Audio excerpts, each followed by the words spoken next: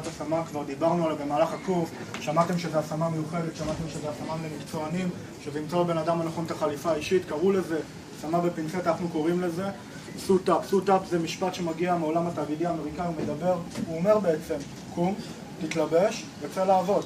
וצא לעבוד זה הסיבה למה אנחנו פה. קצת על היזמים, אז רון אליהו, שמאי מקרקעין, איש ביטחון לשעבר, יזם, ובכלל אחלה של בן אדם באופן כללי. ליאון לוינסון, קצין בג'נטלמן, קצין לוגיסטיקה וארגון רפואי, פרמדיק מוטס, פרמדיק מוסק ופרמדיק מוסמך. אנוכי עבדכם הנאמן רותם מיטל, מהנדס מכונות ומנהל פרויקטים בצבא הגדול והכללי, ורונן רוזנברג, מהנדס אלקטרוניקה ומנהל פרויקטים בצבא הקטן והסקסי. שקופית אחת על הקונספט ונעבור לתוכנית העסקית. אז אנחנו מדברים פה על הסיטואציה הזאת שיש איזו חברת תוכנה שנמצאת במקום, באזור הנכון של תל אביב. ויש איזה מתכנת כלשהו שנמצא בחלק הלא נכון של תל אביב, והם רוצים להיפגש כי הוא מחפש עבודה והיא מחפשת עובד. אז איך זה קורה בעצם האירוע הזה?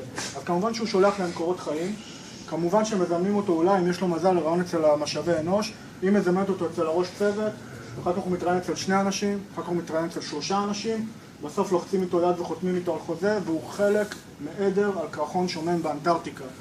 כמובן שוויטמין P יכול לעזור פה, בטח המלצות, הם יכולים לשלוח אותו למבחני פסיכוטכני או לשלוח אותו למכוני מיון והשמה, ששם בתהליך של דינמיקה קבוצתית הוא צריך להסביר לכולם למה הוא יכול להיות מנהיג והם, שמחפשים עבודה בדיוק כמה הוא לא.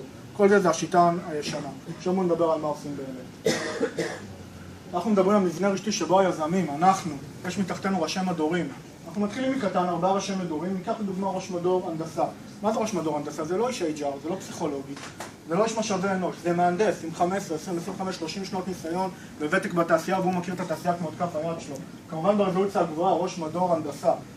כשנתרחב זה יהיה כבר ראש מדור הנדסת מכונות, תעשייה וניהול, אלקטרוניקה וכו', והוא יודע למצוא אנשים מתחתיו שעובדים בתעשיות, וכשההזדמנויות פוגשות את ההכנות, אנחנו מוצאים בן אדם שמחפש לשפר את מקום תעסוקתו, ואנחנו מבצעים השמה מלאה, כמובן תמורת סכום כסף. בהיבטי ניתוח שוק אנחנו מבינים מהמתחרים שלנו, כולם מבינים את זה, זה כל חברות האינטרנט, זה כל חברות הנישה וחברות ההשמה. כמובן שזה הייעוץ והליווי אישי לבכירים, או הייעוץ והליווי אישי הגלובלי למיקור והשמה בחו"ל. זה הרשתות החברתיות המקצועיות וזה הרשתות החברתיות הכלליות. וכולם נחשפים לאותן מגמות. המגמה הראשונה, הרעה החולה של מיקור חוץ, כמובן נטוורקינג, שזה להיות עם ולהרגיש בלי, ובסוף זה חבר מביא חבר. אם אנחנו מדברים על ספקים, אז תסתכלו על עצמכם, ימינה, שמאלה, כולנו ספקים. כולנו מחפשים לשפר את העבודה שלנו, כולנו מבינים בתחום שלנו וכולנו מגייסים. בואו נדבר רגע על ניתוח הלקוחות. אנחנו מנתחים פה 2 גופי לקוחות. הגוף העיקרי זה העובדים והגוף המשני זה מקומות העבודה. מקומות העבודה זה כל המפעלים, התעשיות, חברות ההייטק, חברות התוכנה, שמחפשות את העובדים שלהם, את אותם מתכנתים, מהנדסים, פועלים, אנשי אבטחה, אנשי ביטחון ואנשי רפואה. וכמובן שזה יתרחב. ואנחנו מבצעים את ההשמה המדויקת והמתאימה מהעובדים למקומות העבודה, ובעצם אנחנו משרתם של 2 אדונים, הלקוח הראשון והלקוח השני. עכשיו בואו נשתמש בכלים שלמדנו כדי לנתח באמצעות עצות את החוזקות, חולשות, הזדמנויות ואיומים שלנו. מה זה החוזקות שלנו בעצם? אנחנו מאמינים, אנחנו היזמים, שהחוזקה שלנו קודם כל זה במי שאנחנו, ברעיון שלנו, שהוא מובהק, שהוא מקורי, שהוא פורץ דרך. למעשה זה סופר רעיון. אנחנו מצרים לבד את הגבולות שלנו. מבחינתנו השמיים הם רק הדרך, הם לא הגבול, בטח לא הגבול העליון. החולשות שלנו זה החולשות של כולם. ללכת לאיבוד בשטף של מילים, שטף של קורות חיים, שטף של השמות וחולשה המשנית העיקרית. דרך אגב יש עוד הרבה חולשות והרבה יתרונות, זה מופיע בתוכנית עסקית, הבאנו את העיקריים. החולשה הנוספת זה הלקוחות שלנו שלא רוצים להתחתן איתנו. הם לא מחפשים רומן לטווח ארוך. הם מחפשים סטוץ קצר של סוף שבוע וביום ראשון להגיע לעבודה. ההזדמנויות שלנו זה כולנו, שאנחנו מושכים בחבל ורוצים להגדיל את הכדור, כל אחד מושך לכיוון שלו והכדור הזה גדל וגדל עד שהוא מגיע להזדמנות עסקית של מימוש רווח. והאיומים שלנו זה כל חברות ההשמה, כל חברות המיון והערכה, ובסופו של דבר ללכת לאיבוד במבוך הזה שנקרא מציאת עבודה.